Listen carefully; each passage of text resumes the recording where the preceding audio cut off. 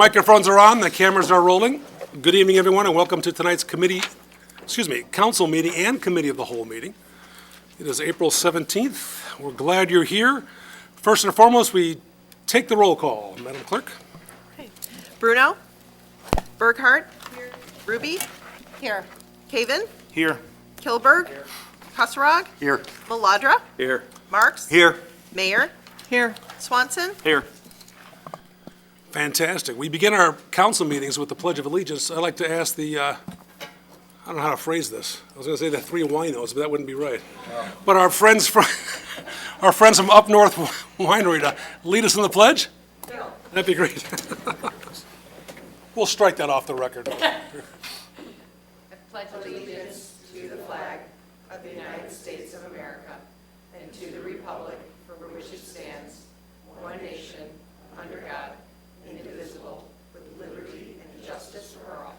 Thank you, ladies.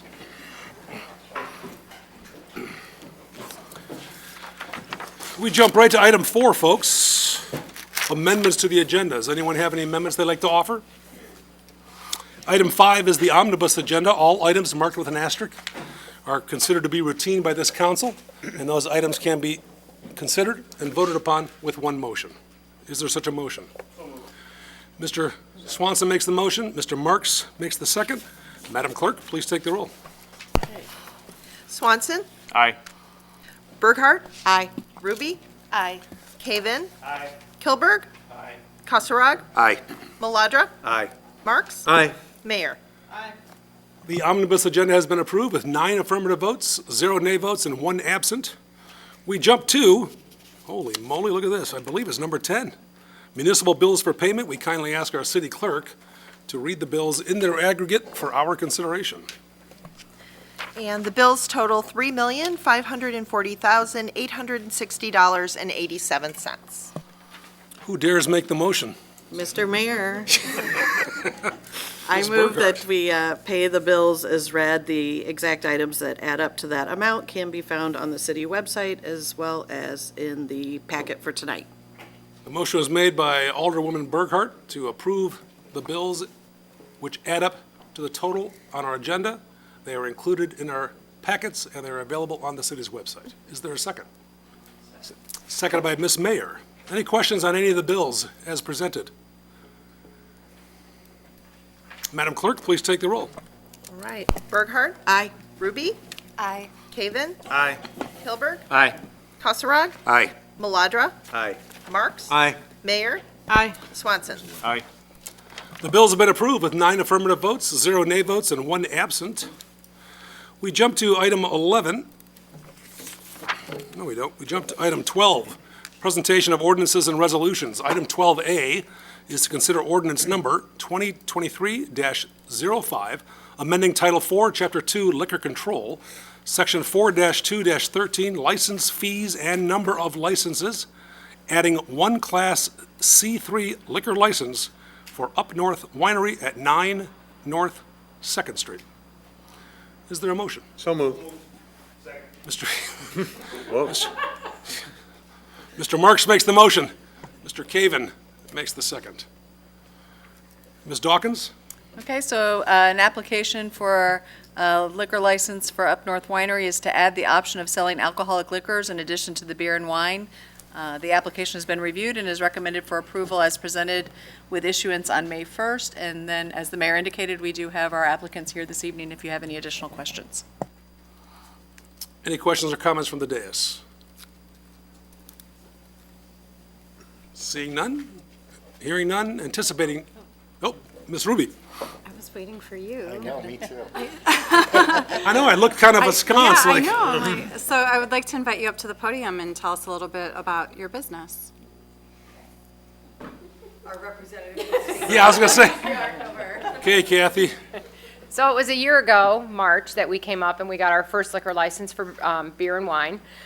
We feature all northern Michigan wines, and it's been going fantastic. We've had a wonderful reception to just not even local people, but even people from the city of Chicago coming out, and people that have been up to the Traverse City area and have experienced all the wineries up there, and it's been going great. With that in mind, and with looking at what other people in the city are offering, There's a distillery up there called Mammoth Distillery. They've been around since 2000. They started bottling in 2017. They source most of their product from Michigan. So we thought, what a better way to just complete our whole package to be able to offer spirits. Just have a cocktail of the month perhaps, or a frozen cocktail. We still want to have our main focus be the wines because that's what we're known for. So we're going to partner with them, and the products they make, their gin, they source their white pine from the owner's property. Their lavender they get from a local Harbor Springs place. They get the rye and corn from a local farm. So everything is Michigan-based, which that's kind of what our whole motto is bring that part of Michigan down here to Geneva. So it's kind of what's happening. Great, thank you. And can you tell me, I see the address is 9 North, is that? It's kitty corner from Old Town, Oh, okay. behind the Bridgestone Firestone.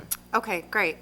And did anyone let you know that we have to have samples before we can vote on this? He tried that last I time, did not try that last time. but May 1st you can come, and provided it's all good. Thank you. Anyone else for funny Kathy? I will compliment you and your team on your Instagram stories. You guys have had a heck of a That's tour. Mary. Mary, a heck of a tour up north, huh? They went for training. So we like that our what that was? employees. Okay. We want our employees to be able to live what we've lived. I mean, we've been doing this for 15 years, going Right. up there and experiencing the winery. So we want our employees to also have that passion for Got it, Michigan. okay.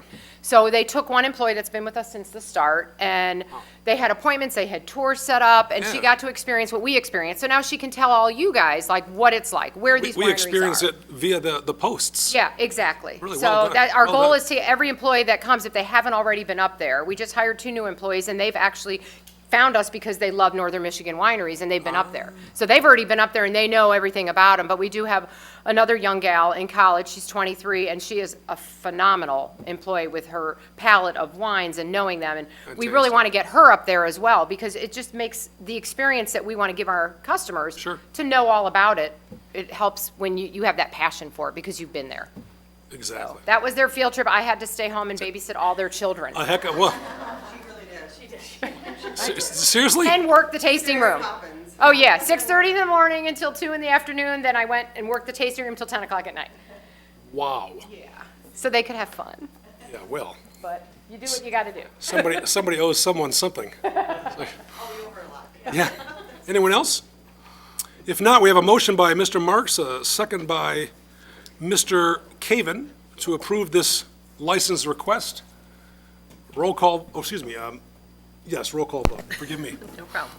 Marks? Aye. Mayor? Aye. Swanson? Aye. Burkhart? Aye. Ruby? Aye. Caven? Aye. Kilberg? Aye. Kasserag? Aye. Maladra? Aye. With 9 votes in the affirmative, 0 votes in the negative, and 1 absent, we approve. Congratulations. Look forward to the post. And by all means, feel free to sneak out if you need to sneak out.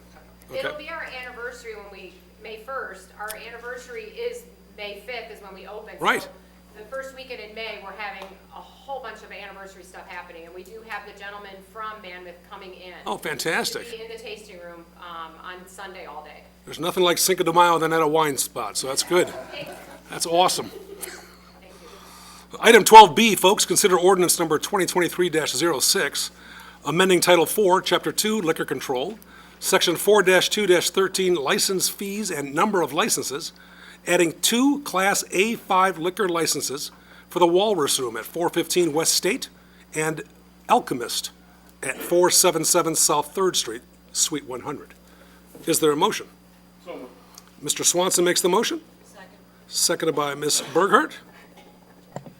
Ms. Dawkins. So applications for Class A5 liquor licenses were submitted by the Walrus Room and the Alchemist. The Class A5 liquor license authorizes the retail sale for consumption off-premise of specialty packaged alcohol, spirits, liquor, or beer, and the sale of to-go mixed drinks. The applications have been reviewed and are recommended for approval with issuance on May 1. Marshall is not with us this evening, so there is no one to make a brief presentation, but I think we're all familiar with both the Walrus Room and, of course, Alchemist has made a huge, no pun intended, splash since they've arrived on the scene. Any questions for either Ms. Dawkins or myself regarding this request? Madam Clerk, please take the roll. Swanson, Aye. Burkhart, Aye. Ruby, Aye. Caven, Aye. Kilberg, Aye. Kussarog, Aye. Maladra, Aye. Marks, Aye. Mayor. Aye. The license request, item 12B, has been approved with 9 affirmative votes, 0 nay votes, and 1 absent. Item 12C, consider resolution number 2023-37, authorizing acceptance of a proposal to bind coverage for property, general liability, automobile, public officials, employment practices, law enforcement, crime, cyber, excess liability, and workers' compensation insurance, coverage effective May 1, 2023. Is there a motion? Mr. Marks? Seconded by Mr. Kosarog. Ms. Dawkins? Okay, so the city's commercial insurance packages, all the ones that the mayor just referenced, are up for renewal May 1. In your packet this evening, there was a memo from our broker, from Arthur J. Gallagher, that outlined the renewal proposal. We also have Rich Stoklusa, I can never say his name, but close, from Arthur Gallagher here with us, as well as Assistant City Administrator McCready, who can answer any questions you have. Thank you, Stephanie. Are there any questions from the dais for either Rich or Ben? Mr. Swanson? Thank you, Mayor. In the analysis by Gallagher that shows all the different coverages, there were a couple of comments that I wanted some explanation on. And the first one was auto. It said we have a 15% increase in exposure. What does that mean, or what created that increase in exposure? I can answer that one. Part of that is looking at the dollar value of the vehicles and fleet that we have. So you may recall over the last year, we've done things like acquired new fire trucks and vehicles like that. So when we add a new fire truck, that adds over $1 million of value to our current book of what we're carrying in our fleet. So when we add those vehicles, and plus when we've cycled new vehicles in, part of what we're facing the pressure now of is, gone are the days where we can go out and buy a new squad car for $19,000 or $21,000. We're seeing increased costs on those vehicles, which is then adding to that exposure. Okay, I understand that. The fire truck, I know we added the value of it as soon as we purchased it. So this 21% increase in premium, is that going back to before we had that fire truck? That's looking at year over year, and I'll invite Rich to the stand if you want to, if I'm misspeaking on anything, but that is looking at year over year, what we submitted last year versus what we're proposing Okay, this year. so Yeah. going back to a year ago. Because we do, pre-fire truck. especially as we bring on a new vehicle like $1+ million fire truck, we immediately get that added to our coverage, so. Okay, I understand that. The second item that caught my attention was in that same area that there has been a significant increase in losses this year. And then there's an asterisk, and it said that losses have increased from 21,000 2 years ago to 106,000 last year, and currently we're at 75,000 with further development still likely. So what drove all of these losses? Are they in one particular area, or is it random? There's a degree of randomness to it. Part of what you're looking at there as well is during COVID, we had an extreme lull. City streets were empty. City vehicles weren't putting as much mileage on or encountering as much out there. And as activities resumed, we've seen that ramp back up to maybe a level similar to where it was pre-COVID. Unfortunately, from time to time, city vehicles do run into things that don't move, or there's traffic accidents. But so part of that then is we worked, in fact, Rich and his team and I spent a significant amount of time talking about loss prevention and strategies to implement over the next year to try and reduce that. But we have had exposure with some of those newer vehicles, even being in the shop a few times to get repairs. Okay, you headed off one of my questions. What are we doing to anticipate or reduce that in the future? I guess you mentioned we're back to levels seen before. Could you at some point let me know what losses were, say in fiscal year 20 or 19 before COVID? We could get that information. Okay, in the future, I'd appreciate that. And then my final question goes to workers' comp, where there's a note that says the fire prevention payroll was not included last year. And I just wondered, what happened there? Should it have been? Obviously, it should have. And was that just an oversight? It's actually a cost reduction move that IPRF has put in place for the city. In the past, IPRF, they go through and they audit the payroll on an annual basis and look at where those expenditures fall.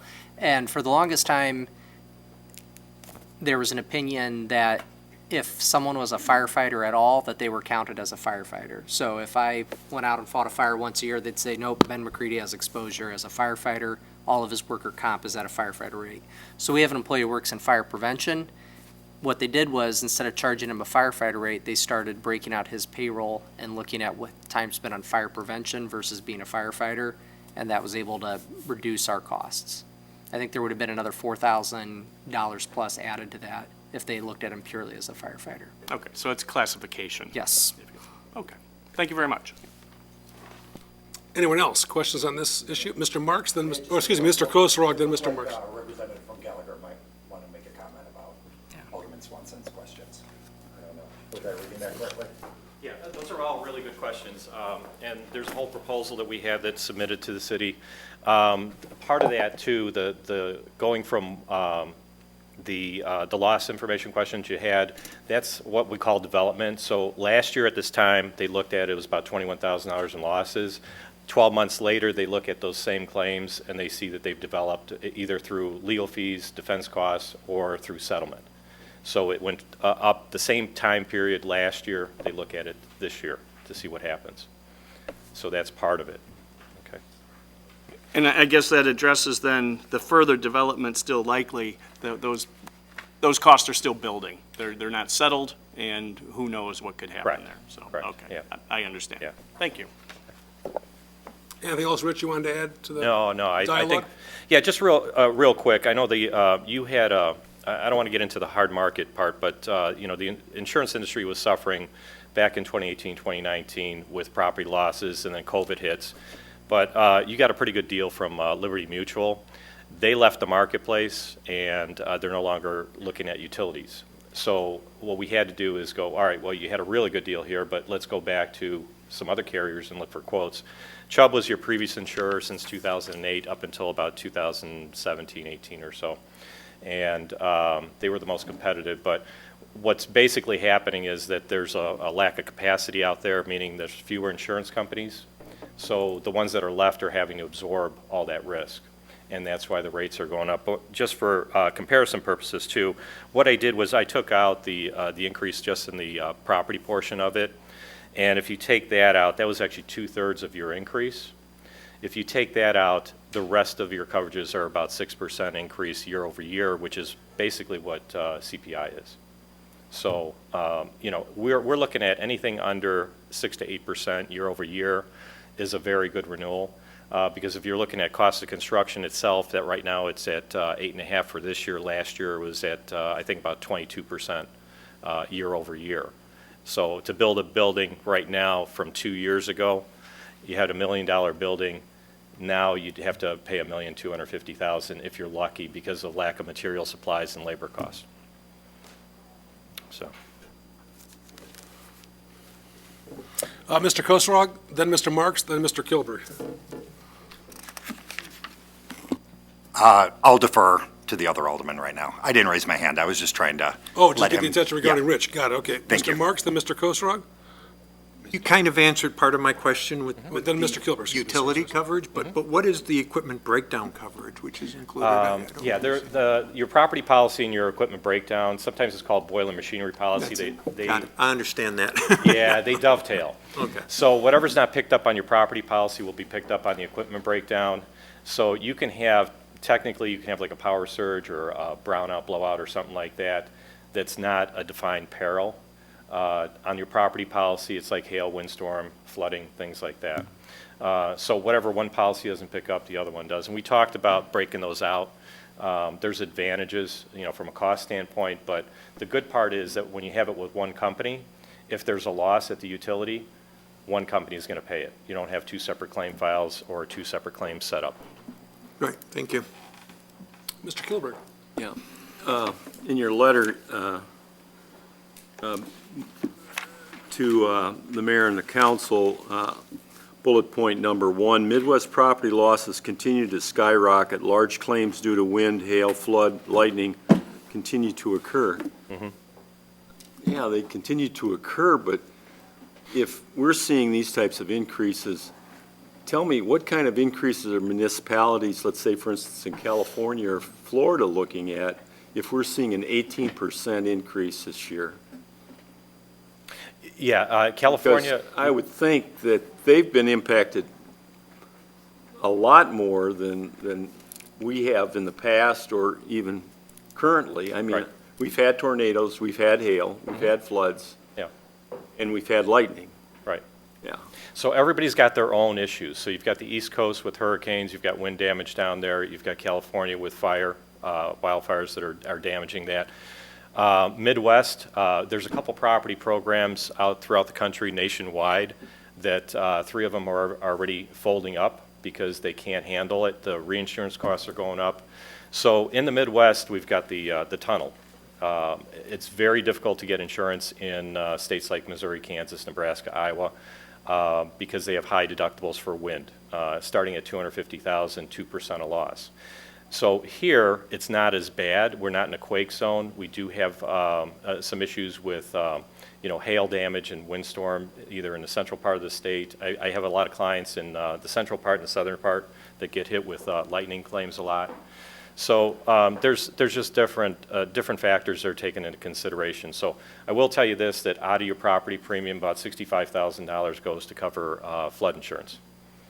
So we even looked at that and we said, well, you know what, you've got the water treatment facility here on the river. You can't unfortunately move it. You can't put it anywhere else. It has to be next to a body of water. The utility actually inspects very well. So that's a positive. But again, there's very few insurance companies that like to insure them. So, I mean, I'm not sure if I'm answering your question, but everybody has their own dynamics. And obviously the loading costs, the premium charges for a facility, a city in Kansas are going to be greater than a city in Illinois, just because they're more prone to windstorm damages. Are municipalities in Florida able to get insurance? Yeah, their insurance is ridiculous. It's like they don't have a choice. We handle Miami-Dade schools, Broward schools, a lot of cities down there like Orlando, and they have to insure it to full value because it's just a matter of when they're going to hit. They're going to get a claim, and it's just a matter of when it's going to happen.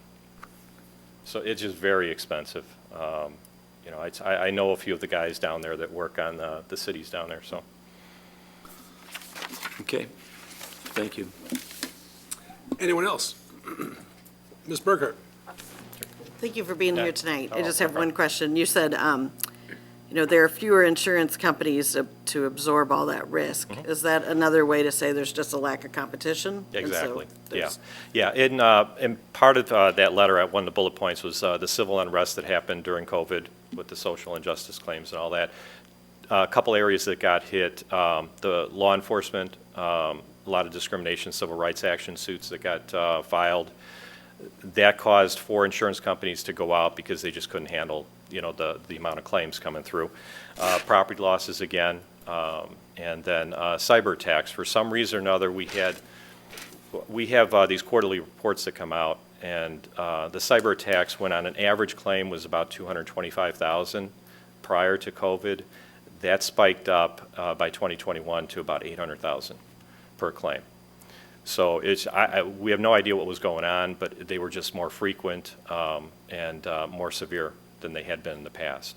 So not only do we have issues with the property, but the cyber markets were starting to pull back, and they were demanding MFA and other controls to be put in place before they'd issue quotes. So if you look back 5 years ago, I can get a cyber liability quote just by using your revenues, and the quote would come in between $3,000 and $5,000. And they wouldn't even ask any questions. Now they're asking for applications, confirmation that you've got controls in place, loss information, all that stuff. So they just got bombarded. You can't make a profit issuing $3,000 policies when your claims are coming in almost to $1 million each.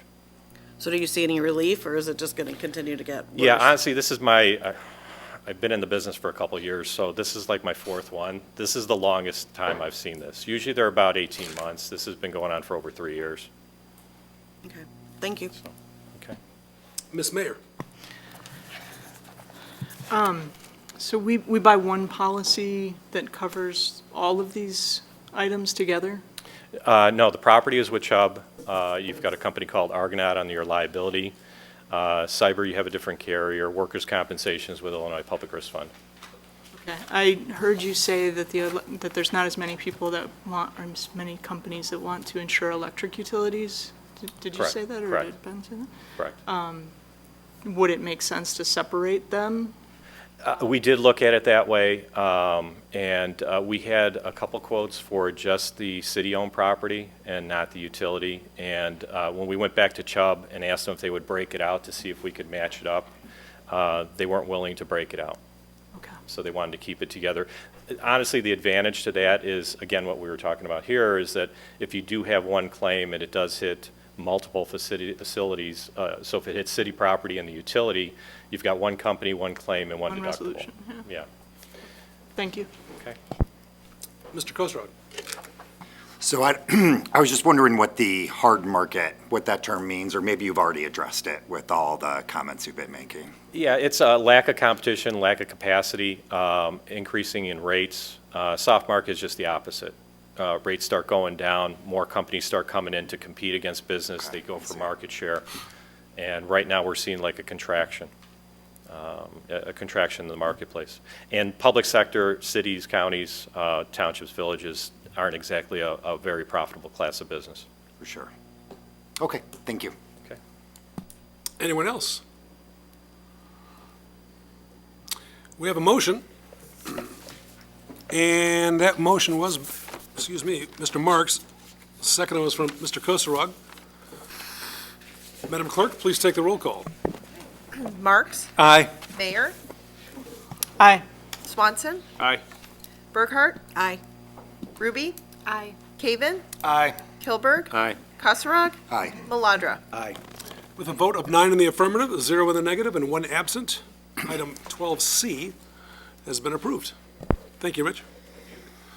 Item 12D, folks, consider resolution number 2023-38, authorizing the execution of Ride-in Kane service agreement with the County of Kane.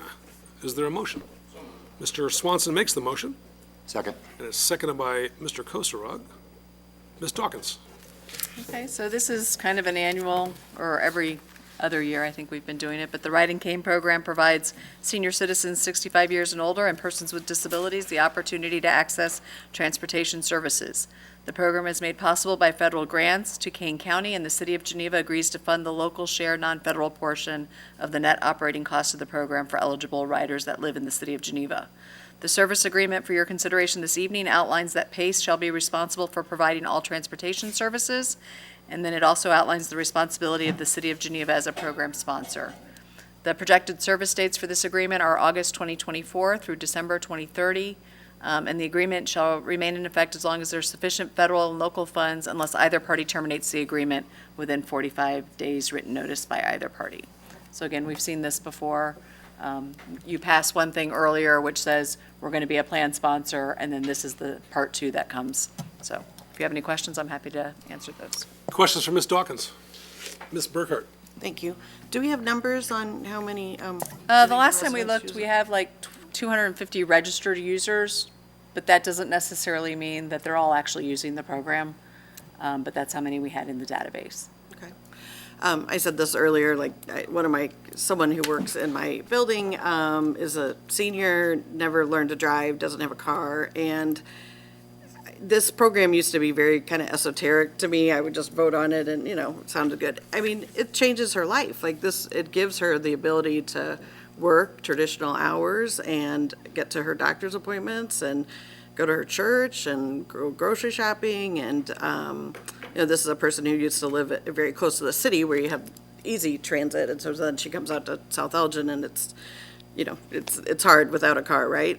So I'm just seeing it up close has made me a big believer in it, and I guess I only hope that Ride and Cane does a good job of marketing it to, there's probably more seniors who could use it if they knew about it. You know, luckily I was able to tell this coworker about it. So, so I'm glad we're continuing to support it. So, thank you. Thank you. Anyone else? Madam Clerk, whenever you're available, kindly take the roll. All right, Swanson, Aye. Burkhart, Aye. Ruby, Aye. Caven, Aye. Kilberg, Aye. Kasserag, Aye. Maladra, Aye. Marks, Aye. Mayor. Aye. With a vote of 9 in the affirmative, 0 in the negative, and 1 absent, the Ride and Cane Service Agreement has been approved by this council. New business, public comment. We have a special guest with us in the audience tonight. Any comments? No, I just wanted to be here to answer any questions that anyone may have had. Okay. Mr. Kilberg. Yeah, I just wanted to comment on sales tax revenue for 22-23, and we got a little portion of April yet to wrap up, obviously, but it's encouraging. We're about almost $1.2 million ahead of what I would call the history, which was around 5.2 million. If you looked at 16 through 20, we averaged around 1.2 million. And the actual or projected actual for 22-23 is almost 6.4 million. So I guess that would be an indicator that the overall economy in Geneva is rebounded from COVID. The low was about $2 million under that in 2021.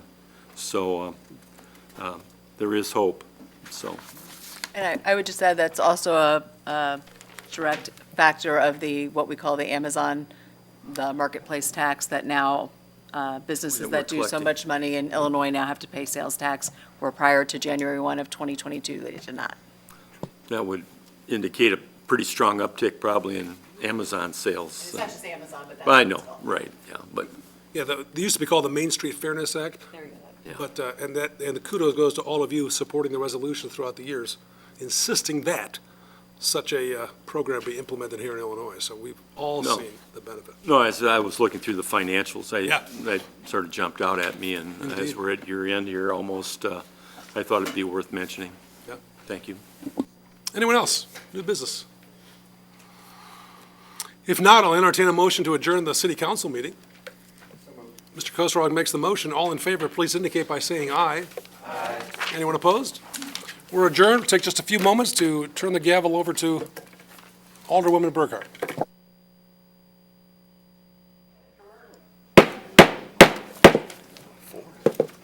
Alderman Mayor said I should really wrap that gavel today. So I'll bring the meeting to order. Tonight is Monday, April 17th, 2023. This is the Committee of the Whole meeting. I'm Alderman Tara Burkhart. I represent the First Ward with Alderman Mike Bruno. Please note, everyone is here except for Alderman Bruno. We'll go to 2, recommend suspending the rules to permit Councilmember Burkhart to chair this meeting and to vote on all action items on this agenda. Do I have a motion? So moved. Alderman Mayor, and a second? Alderman Swanson. All those in favor, please say aye. Aye. Any opposed? Passes unanimously. Item 3, approve Committee of the Whole minutes from March 20th, 2023. Can I have a motion? Alderman Marks makes a motion, and a second? Alderman Caven. Is there any discussion about the minutes? No? All those in favor, please vote aye. Aye. Any opposed? Passes unanimously. Items of business, 4A, recommend draft resolution authorizing execution of a contract with Boiler Construction for wastewater digester cleaning and inspection at a cost of $978,200 with change orders for a total not to exceed amount of $1,076,020. Do I have a motion? Alderman Mayor makes a motion. Second, Alderman Kasserag. Is there, second. Take it away. Thank you. So the fiscal year '24 budget provides funding to clean and inspect the anaerobic digesters at the wastewater treatment plant. The digesters have been in service since constructed in 2000. Removal of inorganic material will increase the capacity of the digesters, and the inspection will detail any repairs needed. The project was advertised on the city's website and published in the Daily Herald. One bid was received from Bowler Construction. As the bid was more than the budgeted amount, the increase may be reduced if staff is able to process additional sludge prior to cleaning. Staff will reprioritize capital projects to accommodate the cost over budget. The recommendation is for approval with a 10% contingency, and we do have Superintendent Van Gescam with us this evening to answer any questions you might have. Are there any questions or comments? Bob, Alderman Swanson? Thank you, Chairman. This question's for you, Bob. In the executive summary, it's mentioned that the total cost can be reduced if staff is able to process additional sludge prior to cleaning. Yet in the proposal from Baxter and Woodman and any other documentation provided, there was no indication of what that amount would be, or can you explain, number one, do we have a plan to do that? And then number two, is it going to happen? And if so, how much will we save? The cost is a per unit cost based on the cubic foot of material processed, so we'll get a reduction based on that. What will determine that is if we are able to remove below a certain amount. If we end up having rags and debris that gets clogged up then in our piping and pumps, then we may not be able to do that, but we're going to do our best to try and reduce it as much as possible.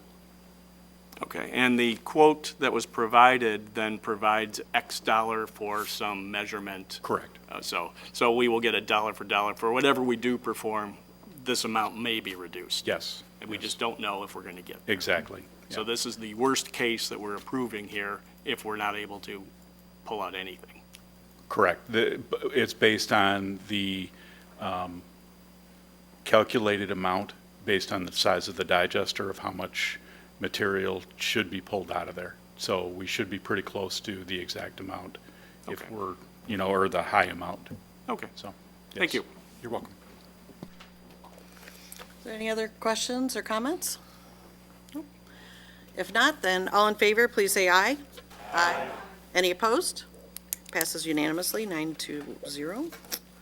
All right, 4B, recommend draft resolution rejecting bids for the water treatment plant HVAC system rehabilitation project. Do I have a motion? Alderman Mayor has the motion, and a second. Second. Alderman Marks with the second. Okay, so I'm actually going to, my intro is for both items B and C because they are related. So item B is the request to reject the two bids received. Each were in excess of $600,000 and over engineer's estimate for the rehabilitation of the HVAC system at the water treatment plant. And then item C is to request approval for a proposal from Engineering Solutions to revise the plans and specifications based on information that we received from the high bidders for the HVAC rehabilitation project prior to us rebidding the project. So again, we have Superintendent Van Gescam with us to answer any questions. Are there any questions or comments? On B or C? On B for now. Yeah. All right, we'll vote on B then. All in favor, please say aye. Aye. Any opposed? Okay, passes 9-0. We'll move on then to 4C.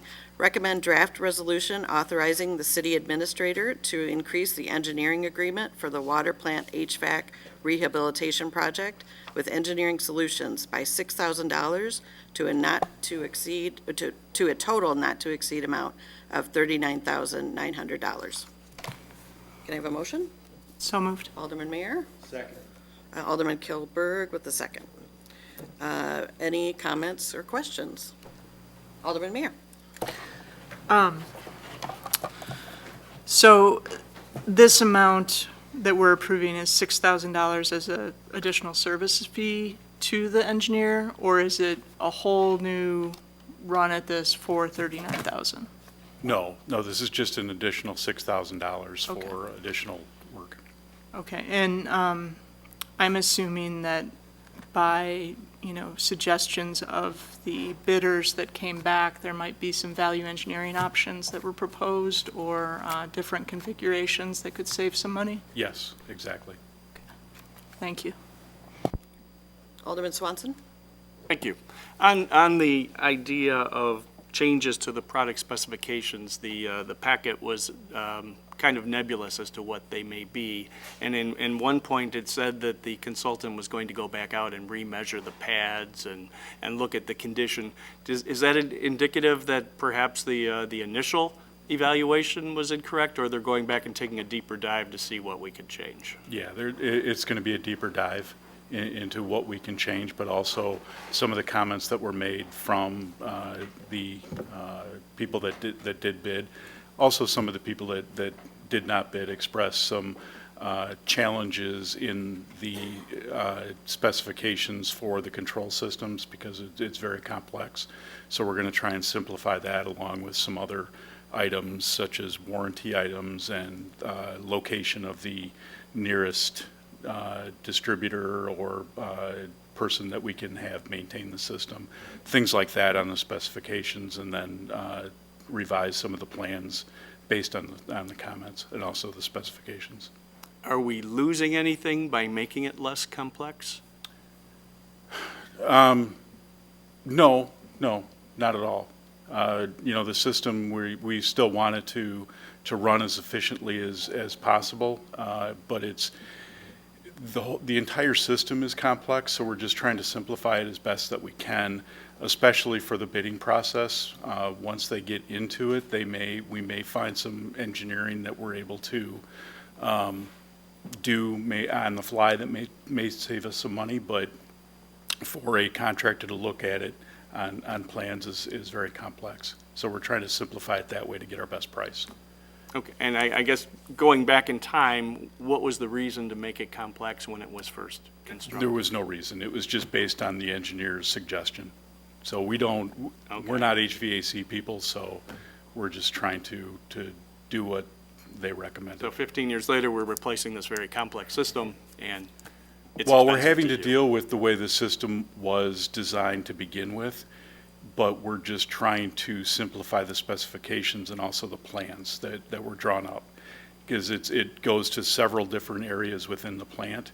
I don't want to speak, because this isn't my, forte, but that's my understanding.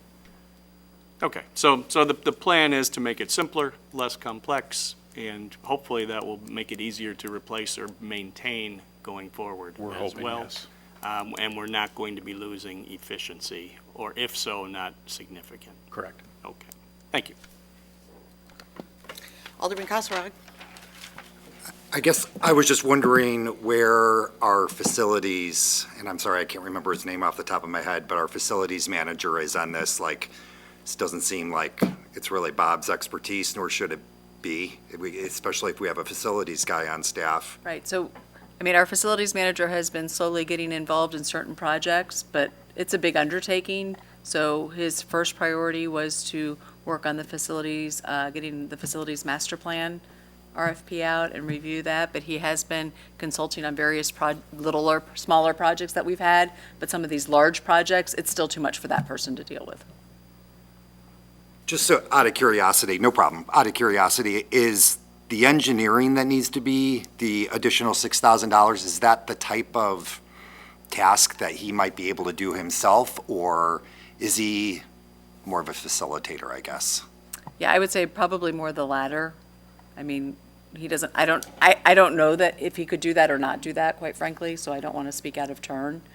But to have the expertise in every single type of mechanical system, he is not an engineer, he is a facilities manager. Okay. Thank you.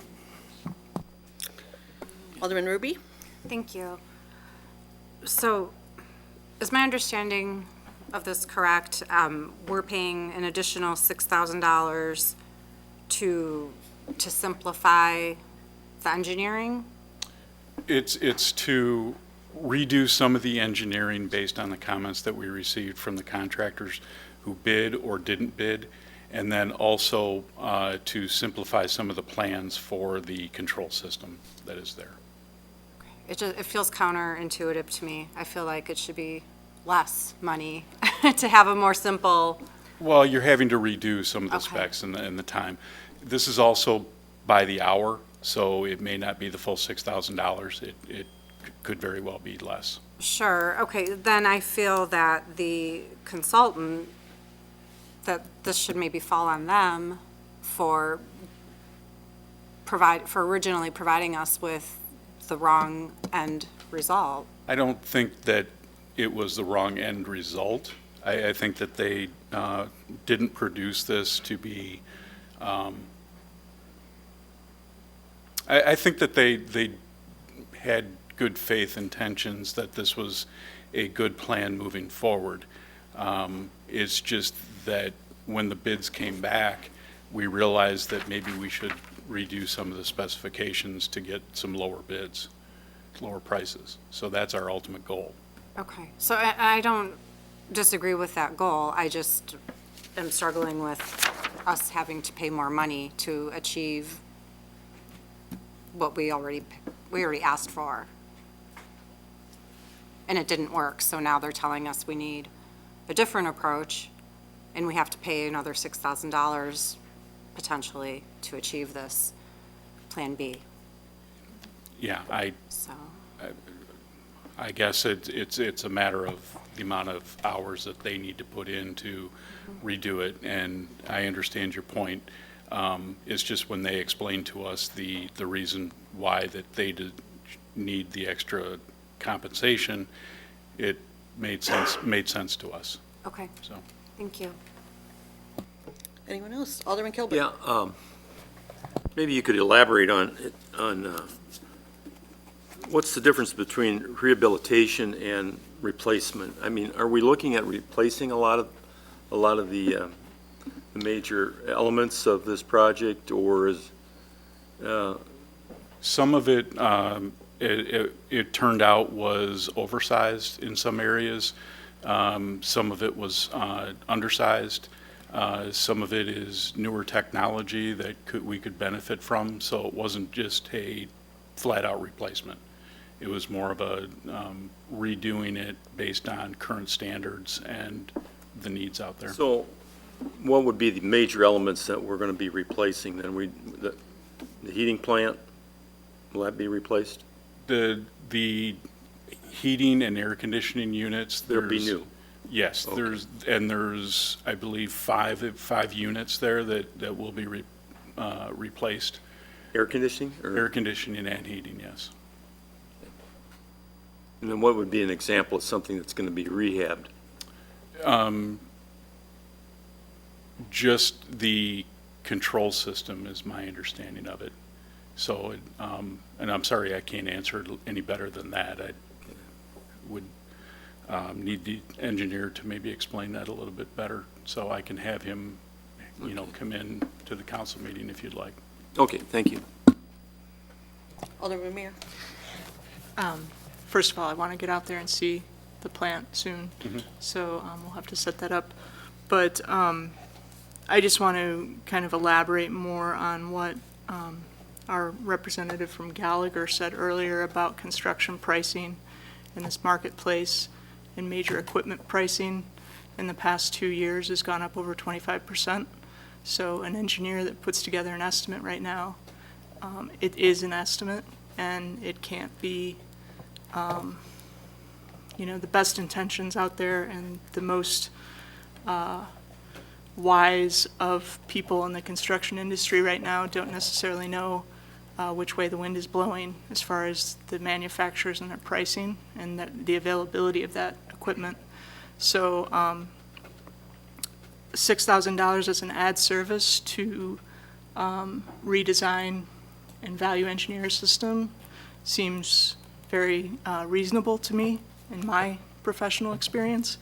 And I think that Bob's done a good job as a non-mechanical engineer standing here and explaining this, which is a difficult subject for somebody who builds buildings like me, and I wouldn't want to have to do it either. So I think that I support this. I am going to go out and look at this equipment and see what it is that's going on, but I think we do have to continue to upkeep our equipment, and this type of stuff does wear out over 20 years. Thank you. Anybody else? All right, let's do a roll call for this.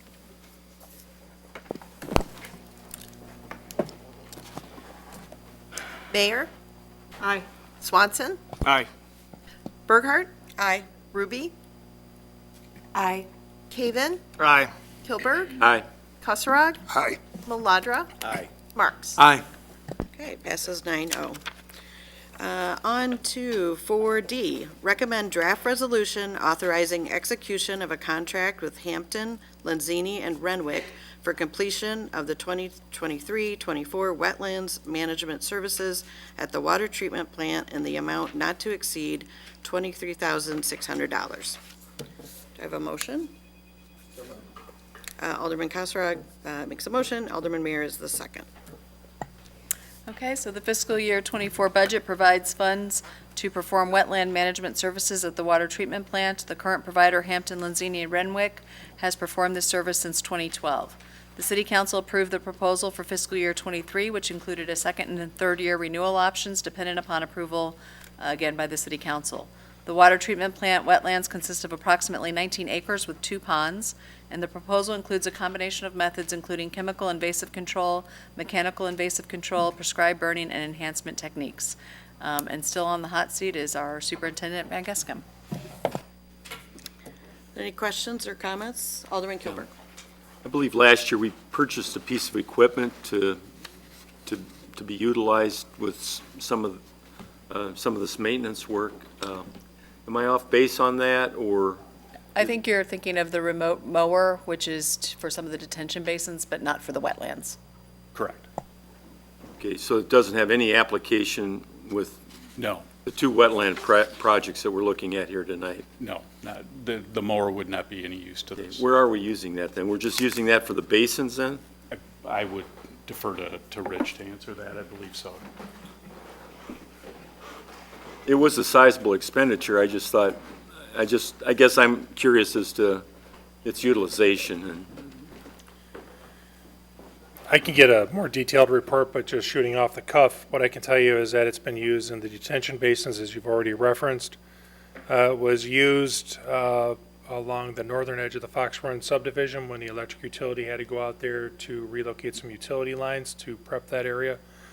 They have also used it on the, I want to make sure I get my directions right here, the eastern edge of the Allendale subdivision, where, again, we have a very wide right-of-way underneath overhead utility lines, and it's keeping that brush down in that location. We've also used it at the Miller Road Detention Basin on the, also on the East Bank, as part of that restoration project. As one of the maintenance strategies. So when we can, we do use it. It is a unique piece of equipment that staff seems to find more and more locations to use it on. good. Well, that's good to hear. I know that there was some discussion when we acquired it or purchased it, and to see that it's being applied to those opportunities that we have where it has a fit, that's great to see. Thank you. My pleasure. Any other questions or comments? No? All right, all those in favor, please say aye. Aye. Any opposed? Passes 9-0. On to 4E. Recommend draft resolution authorizing execution of a contract with Hampton, Lenzini, and Renwick, Inc. for completion of 24 wetlands management services for Eagle Brook and on Brentwood's Pond subdivisions in an amount not to exceed $45,200. Do I have a motion? Yep. Mayor with the motion and Kilburg with the second. Again, similar to the item before, in this particular instance, HLR has performed this service since this maintenance activity was assumed by the city in 2011. The City Council approved the proposal in fiscal year '23, which included an optional second and third year renewal. And so that's what we're asking for this evening. And staff, homeowners, and the Eagle Brook Golf Course owners have all been pleased with their previous work and their responsiveness to the issues, and therefore the recommendation is to exercise the option to renew. And Director Babica can answer questions related to this item. Are there any questions or comments on this one? Alderman Ruby? Thank you. Just a quick question, and this is paid out of the SSA, is that correct? Correct, out of two SSAs, SSA 11 and 32. Great, thank you. Alderman Gilbert? I know that there were some residents in Eagle Brook that had some issues with drainage. And I think there was some question whether it was the city's responsibility or the golf course's responsibility. Have we got that all resolved? And I know that since it was referenced here, I thought I'd bring it up, even though it doesn't technically apply to what we're talking about. Yeah, there are still some ongoing basin and conveyance structures that require some maintenance, which Public Works crews have been chiseling away at those as resources allow. But overall, the wetlands are functioning in a very high capacity state, and the channel's staying open, and it's actually getting more and more of a natural appearance every season. Do we have any beaver activity at all, or is this going to be something? I know that what happened was that we had blockage, and it wasn't draining under Fabian any longer here about 4 or 5 years ago, and that apparently this company's been able to come in and resolve a lot of those issues. Yeah, the big remnant out there are not beavers, or muskrats. Muskrats. So it's muskrat lodges, and that's what they focus on, is keeping that main channel clear. So as long as they stay kind of in the hinterlands Okay. and not in people's backyards, it's live and let live, but they get near they get into the channel, the lodges are pulled down, and eventually they get the hint and they relocate to greener pastures. Good. Thanks, Rich. My pleasure. Alderman Kessler? I did have one question that actually relates more to the water treatment plant, but did I read that they're going to do a burn at the water treatment plant but continue with the mowing at Eagle Brook? Correct. So I was just wondering what that criteria was and why they would opt for a burn. At the Eagle Brook, their preferred maintenance is mowing. And it's a completely different type of mower than what we have. It's pretty cool, to be honest with you. But the reason why they don't do mowing out in Eagle Brook anymore is the proximity to the property. It gets uncomfortably close to residential units. Understood. And there's more give property-wise at the water treatment plant? Yeah, at the water treatment plant, it's a fairly large, I guess it's a fairly large buffer area to the south and west Yeah. of the treatment facility. I'm trying to keep trying to keep my distances correct, but there is a lot more area for them to control the burning. I was just curious about one comment in there. I'm not trying to focus on it or say anything's wrong with that, but I think it read they're not responsible if they can't put the burn out. What does that mean? And that seemed sort of ridiculously, I don't know what the right word is, ridiculous. Doing controlled burns, there's always the possibility, because you are doing a burn in an open space, is that the burn can get away from you. They do everything they can to mitigate those. They do back burns first to define the burn area. But that, and they coordinate through all that, and the people that are doing the burns are actually certified by the state. So this isn't just a bunch of interns out there with some fire pots going down, which is what it used to be. But you're dealing with a living, breathing animal that an open fire is, and it can get out of control. So they do everything they can to mitigate it. There are very specific times based on humidity and the moisture within the plant itself. I'm sure you've all seen the plumes and the headers up in the clouds over the last 2 weeks, because we're getting in that sweet spot where the burns can take place. So they're trying to They do everything they can to mitigate it, but there are no guarantees. I think my last question is, can you just let me know when they do the mowing on Eagle Brook? I'd just like to see this machine in action. If you're in the neighborhood, I don't think you could avoid it. I mean, I'm right there, but I never seem to catch it. I always hear about it. I'll let you know. I appreciate that. We'll be out there ogling it too, taking our Exactly. pictures, All right, thank you. getting our geek on. Any other questions or comments? No? All right, all those in favor, please vote aye. Aye. Any opposed? Okay, passes 9-0. All right, moving on to 4F. Recommend draft resolution authorizing execution of a contract with Hay and Associates for completion of the 2023 Special Service Area Number 11 Bent Tree Drive Landscape Architectural Services in the amount of $21,065 with change orders not to exceed 10% of the proposal amount. Can I have a motion? Alderman Marks with the motion and Kasserag with the second. Okay, so adjacent to the right-of-way on the west side of Bent Tree Drive is a landscape buffer installed to screen the backside of commercial properties from single-family homes.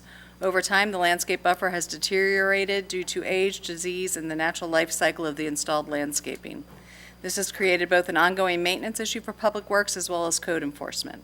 The SSA allows for expenditures of funds for landscaping within this easement area. So in order to evaluate future impacts to the assessment for the SSA, staff solicited proposals from the landscape architectural firms to evaluate the existing conditions, assess remaining plans for viability, and to prepare an updated landscape plan that can be included in future budget processes as resources allow. And the recommendation is to go with the proposal from Hay and Associates. And again, Director Babica can answer any questions you might have. Are there any questions? Alderman Kasserag. Not a question, just a comment. I just want to thank Rich and David in supporting this.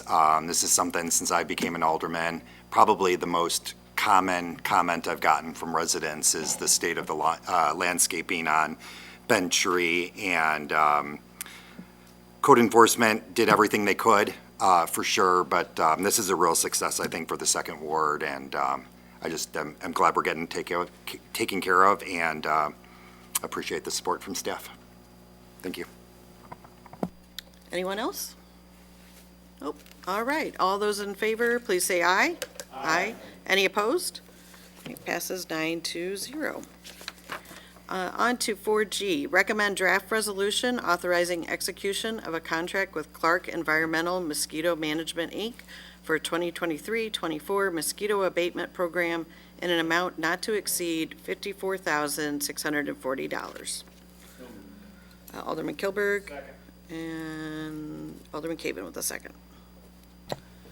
Okay, so the fiscal year 24 annual budget funds to conduct mosquito abatement within the city. The proposal for your consideration is an extension of the service contract previously approved, with the cost of application remaining the same as it was in fiscal year 23. Clark has been providing mosquito abatement services for the city since 2014. Also included in your packet this evening for your review were the FAQs from the CDC, the IDPH, and the Kane County Health Department. And again, we have Director Babica with us if you have any additional questions. Are there any questions or comments? Alderman Mayor? Kilberg first and then Mayor. Just, how many passes last year did they make in Geneva roughly? I guess I'd been asked that question, how many treatments? And I know it'll vary from year to year depending on the amount of rain and the standing water and all those factors. But like just for instance, last year, how many applications were involved? And when there is an application, would it cover the entire city, or are there zones within the city that come into play? Okay, first off, there were 4 aerial applications. Aerial applications are only done as a result of a positive West Nile virus human case or a positive trap of a West Nile virus carrying mosquito within our immediate area, and that includes Geneva, Batavia, and St. Charles. Okay. And when the application is conducted, it's conducted citywide. Okay, so in other words, when there's an application, it's throughout the entire city. That's correct. Thank you. Alderman Mayor. will there still be an option to opt out for people who would like to opt out? There is, if you go to the city's webpage, there's information there on how to contact Clark Mosquito directly. Thank you. Any other comments or questions? If not, all those in favor, please say aye. Aye. Any opposed? Passes unanimously, 9-0. Thank you. Thank you. 4H, recommend draft resolution authorizing an agreement with CP2 for public engagement services, strategic plan update, and an amount to exceed, not to exceed, $27,750. Thank you. I do have a motion. Alderman Kasserag, do I have a second? Malandra with the second. Okay, so an update of the city's strategic plan is a goal included in the approved fiscal year '24 budget. The Strategic Plan Advisory Committee issued a request for proposal for a public engagement facilitator to assist with gathering public input, obtaining and interpreting data, reviewing key aspects of the strategic plan, and providing a report with information necessary for SPAC to draft an updated strategic plan. Responses were received from four consulting firms with proposed costs ranging from between $27,750 to $97,500. Upon review and interviews, SPAC recommended the proposal from CP2 Consulting. So if you have any questions, we do have with us this evening our SPAC Chair, Winnie Frankel, and Assistant City Administrator, Ben McCready. Alderman Kilberg. I know that this has been facilitated in a variety of different ways in the past. I'm just wondering if you could give a little bit of an overview what this $27,750 will purchase for the city. Are we going to actually have some actual meetings with residents, or is this just going to be the mailing of a survey for feedback? It will include both, and it will also include the exclusive time and energy of a local female-owned business owner who lives in Batavia and who is dedicated to assisting us with the process, so. Alderman Ruby, no? Anybody else? Can you talk about the timeline for this, and if people are watching from home, how they should, how they can stay informed and engaged? The timeline is approximately 4 to 6 months, was my expectation. I'm sure Ben can elaborate on that if he needs to. And they can anticipate receiving information in all of the ways that we typically communicate through Geneva, via the website, Facebook, Instagram, and then also emails. We have talked about a variety of creative ways in which we might engage as well. But if people are looking for it, we will certainly hope to find them. Okay. Thanks for being here tonight. Yep. Anybody else? Just Alderman one Gilbert. more. I think we've all seen Casablanca, and there's the line, well, go out and round up the likely suspects. Yeah. Yes. So I'm just saying, I think it would be really great if we could get a really good cross-segment of the community, and maybe some of the people that have traditionally stepped forward and accepted this responsibility, if we could find some other people, not that we didn't appreciate the input from those residents previously. I think it would be helpful, and I think it would provide some additional validation to the process and the exercise. So my bit of advice. No, I absolutely agree. That was one of the major questions that we asked everyone, and the person that we selected, in addition to having those other attributes, had some of the most interesting answers relative to how to pursue those options, specifically reaching out to individuals who are community members, who are influencers within the community in a variety of different places. So we are excited about doing just that, and I agree. So. Maybe if we could involve some students, I think that, I don't know if we've involved students in the past, but if we could, I think that would be helpful. We'll have our exercise with. Oh, your microphone. Sorry. We'll have our exercise with the students coming up pretty soon, probably, in the spring of the year. Maybe that we could tap a few of those as suspects. Thank you. Noted. Thank you. Anybody else? Nope. All right. All those in favor, please say aye. Aye. Any opposed? Passes 9-0. Moving on to 4I, recommend draft resolution adopting updated City of Geneva Personnel Policy Manual. Do I have a motion? Alderman Marks with the motion. Alderman Kasserag with the second. Okay, so for your consideration this evening is a comprehensive update to the city's personnel policy manual to ensure compliance with employment law and best practices.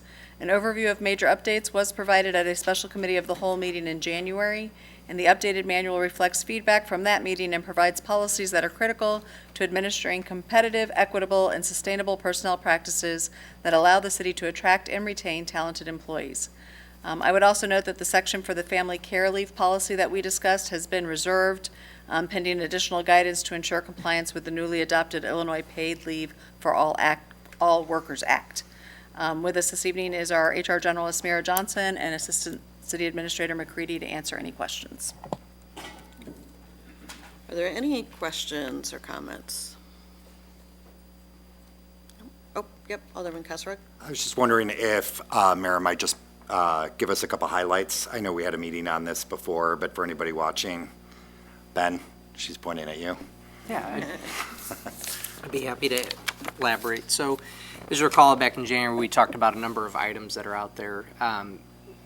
This contains not only some of the updates we talked about, but I would also call it a restructuring of, over the years, there's been several ad hoc updates that myself and previous iterations have brought forward. So we tried to put things where they make sense. It also kind of helps streamline the operations for Mayor and I as far as how some of the structure goes. But it also gets into some of the day-to-day administration of things like paid benefit leave. It provides Mayor what I would say probably some critical tools as far as recruitment and retention goes, and being able to bring some of the best talent that we can get in the door here to help us. Part of what you're looking at is how soon employees earn paid leave benefit time, so there's some time now available earlier.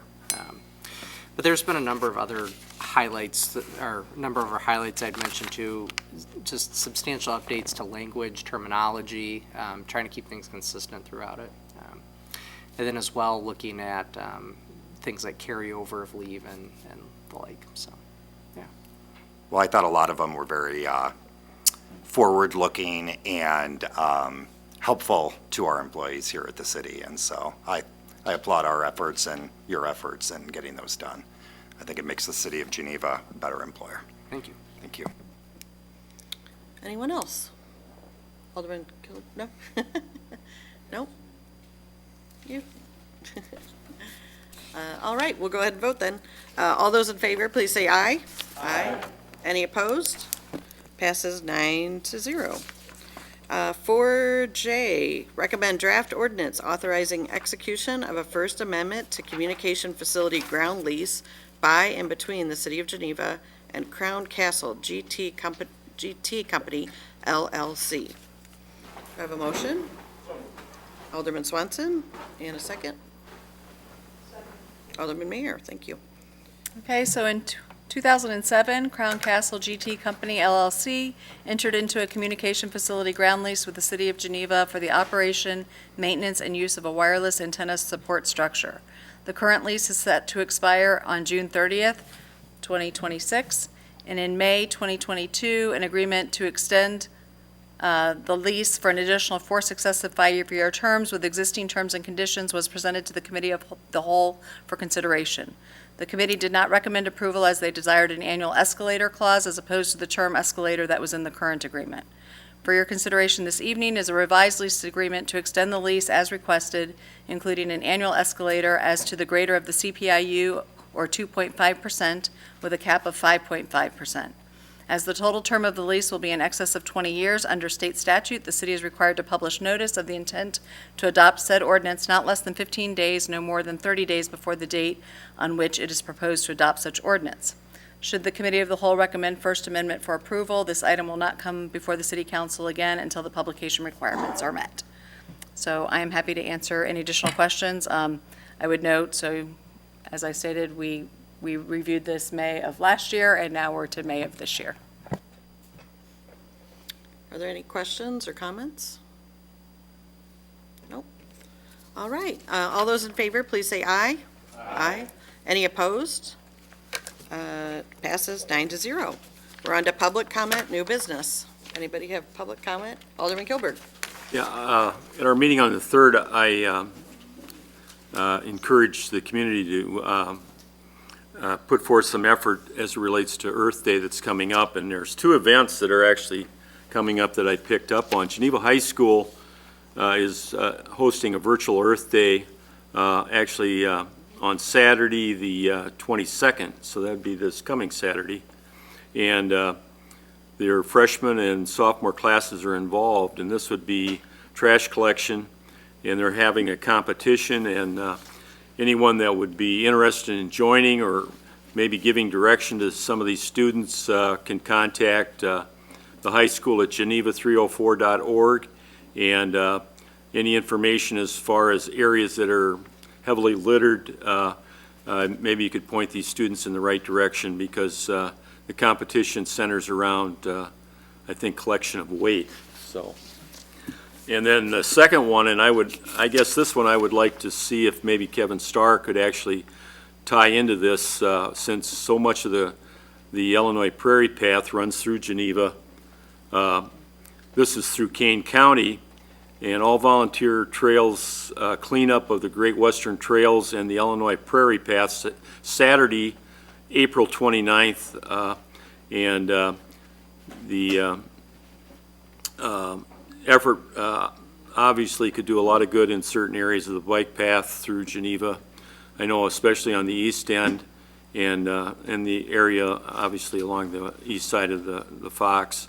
But there's two great opportunities for people that want to get involved in a green project to volunteer their time and participate in these two upcoming events. If not participating, at least giving direction to some of these students that are eager to get out and do something for the environment. I would also note that the Geneva NRC, our own city committee, is having Earth Day on April 22nd out at Peck Farm in concert with the Geneva Park District. So that is from, I believe, 11 to 2 p.m. at Peck Farm. So I would encourage everybody to get out there. There's free planting activities and vendors and food and all kinds of activities.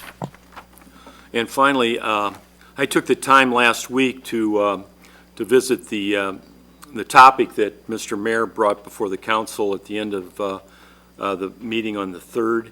And this would involve our southeast industrial park, and specifically the impact that Warehouse 5 would have on a number of historic oak trees. You know, you look at our symbol up in front of us, and he pointed that out last week. That's a beautiful oak tree that we've displayed for ever since I've lived in Geneva as an emblem of our community. And if you take the time, Mr. Mayor is more than willing to take you out there and to visit some of these trees that are well over 250 years old. So that means that these trees were there before the writing of the Constitution. They're an important part of our community.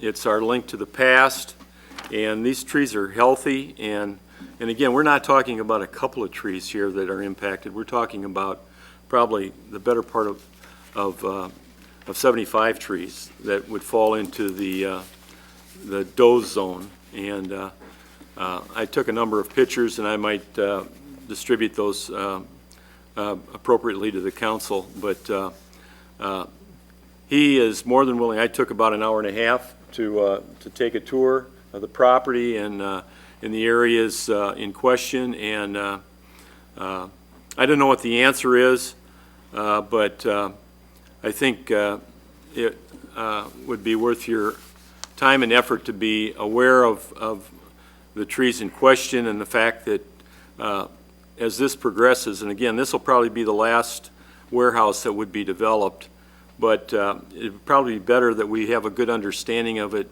in advance of potential pushback or resistance within the community as it relates to the removal of those trees. So again,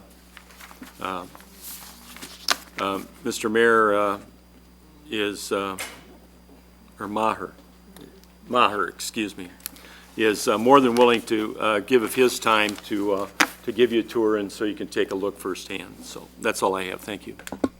Anyone else? Alderman Ruby? Thank you. Just a quick piggyback. Dean, thank you so much for sharing that. We've both emailed with Brian Maher.